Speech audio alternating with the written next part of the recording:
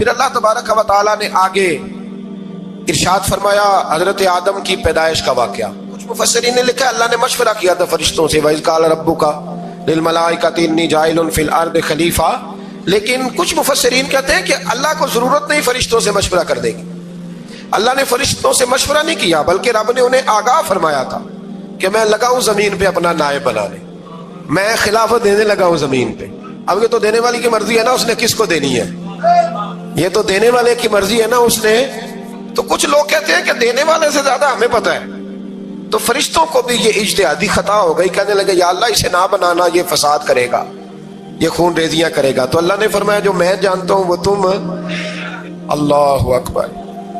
امام راضی فرماتے ہیں جب رمضان آتا ہے تو اللہ فرشتوں سے کہتا ہے ذرا یہ کھول کے دروازے دیکھو نا یہ زمین پہ کیا کر رہے ہیں. تم تو کہتے تھے فساد کریں گے اور یہ سارے تراویحیں پڑھ رہے ہیں. تم تو گویا کہتے تھے فساد کریں گے اور یہ تو دیکھو گویا رمضان کے روزے رکھ رہے ہیں, یہ تو میری یاد میں نکلے ہوئے.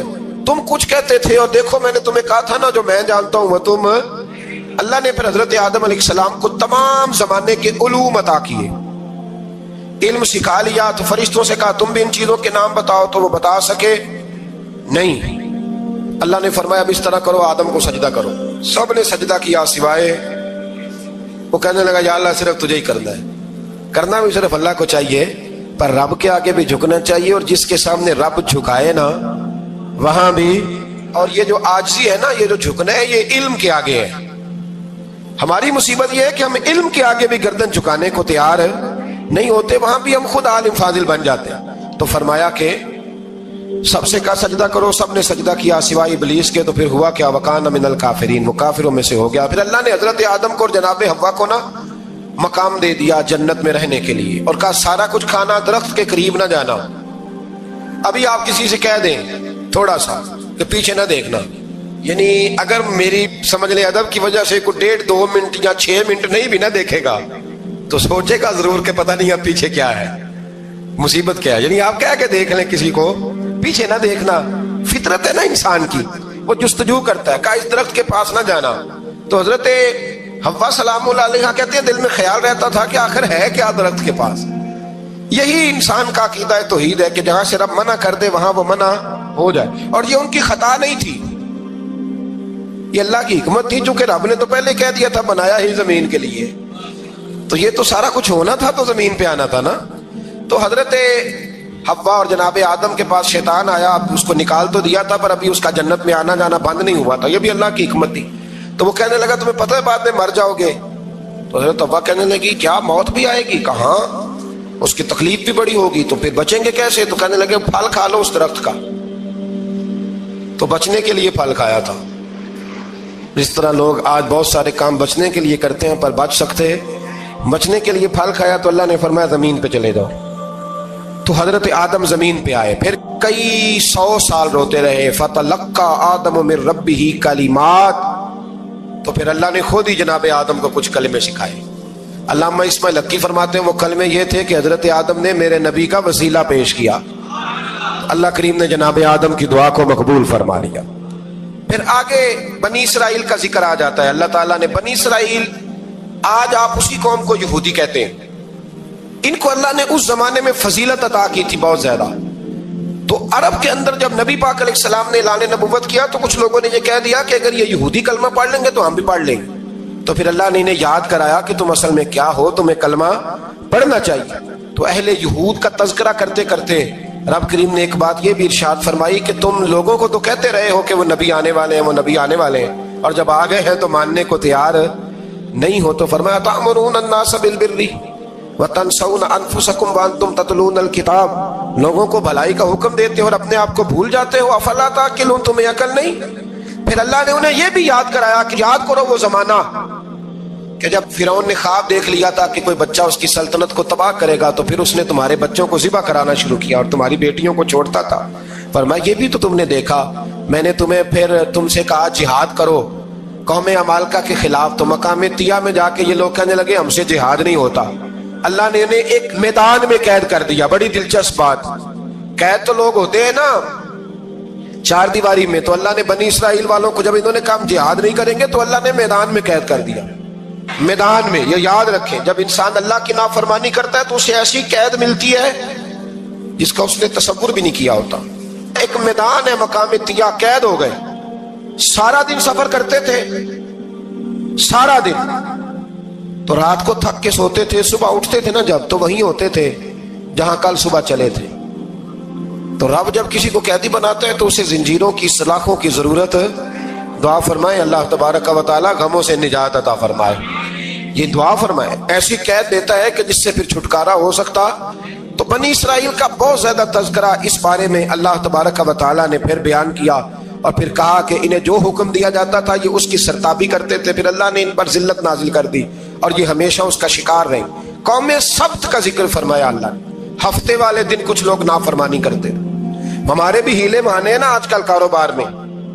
تو اسی سپارے کی آیت نمبر 65 کے اندر اللہ تعالیٰ نے حضرت داؤد کی قوم کا ذکر کیا کہ اللہ نے انہیں حکم دیا تھا کہ ہفتے والے دن مچھلیاں نہیں پکڑنی، تو وہ کہتے تھے چلو ہاتھ لگا کے نہیں پکڑنی، ہاتھ لگا کے۔ وہ ہمارے لوگ ہیلے بہانے تلاش کر لیتے ہیں نا، وہ بڑے جناب انشورنس والا آ گیا، اب وہ بینک والا آ گیا، وہ فلانے صاحب آ گئے، وہ تروڑ مروڑ کے کہانیاں باتیں، اور پھر ہمیں بھی رستے مل جاتے ہیں بچنے کے۔ مفتی صاحب نے کہہ دیا تھا، ایک مولانا سے میں نے ان کو کہا ہفتے والے دن مچھلیاں نہیں پکڑنے کا، نہیں پکڑتے، چھوٹے چھوٹے حوض بنا لیے، تو مچھلیاں زیادہ آتی تھی اس دن۔ یہ بھی اللہ کی قدرت تھی، نماز کے وقت گاہک زیادہ آتے ہیں، یہ اس کی قدرت ہوتی ہے۔ تو وہ مچھلیاں حوض میں جمع ہو جاتی ہیں، یوں سمجھ لیں کہ جال انہوں نے لگا لیے ہوئے تھے، تو جال میں وہ پھنستی رہتی تھی، حوضوں میں آتی رہتی تھی۔ ہفتے کو نہیں پکڑتے تھے، اتوار کو پکڑ لیتے تھے، تو پھر اللہ نے انہیں سزا دی۔ فرمایا تماشے کرتے ہو اللہ کے حکم کے ساتھ، کیا سزا دی؟ فَقُلْنَا لَهُمْ كُونُوا قِرَادَةً خَاسِئِينَ، فرمایا بندر بن جاؤ دھتکارے ہوئے۔ جو رزق حرام طریقے سے کماتے تھے رب انہیں بندر بنا دیتا تھا۔ ابھی بھی میں نے دیکھے ہیں بڑے بڑے تاجر پاگلوں جیسی زندگی گزار رہے ہیں، نفسیاتی طور پہ سکون نہیں ہے، کروڑوں روپیہ پڑا ہے۔ کیوں؟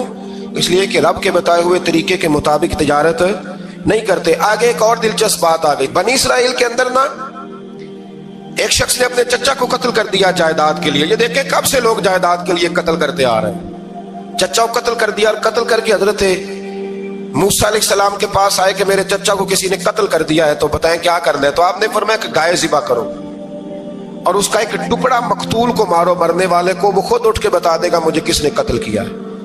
اب ارادہ نہیں تھا گائے ذبح کرنے کا تو بہانے کرنے لگے، ارادہ نہیں نہ ہوتا تو پھر کیا ہوتے ہیں؟ کہنے لگے گائے کس طرح کی ہو، بوڑھی ہو کہ بچی ہو، رنگ کیسا ہو، جوان ہو کہ چھوٹی ہو، حال میں ایک دفعہ چلنا سیکھ گئی ہو یا ابھی نہ سیکھی ہو، تو بتاتے گئے تو رب بھی شرطیں بیان کرتا گیا۔